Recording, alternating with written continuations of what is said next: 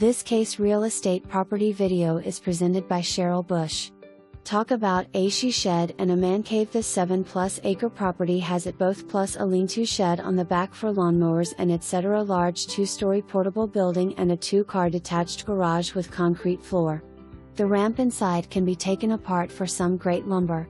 The storage shed has a second story for a ton of storage.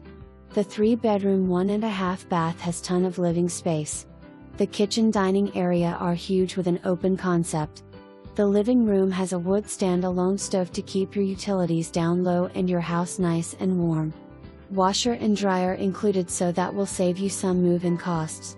Property also includes parcel 1-150-220-0000 extension 00181010 for more.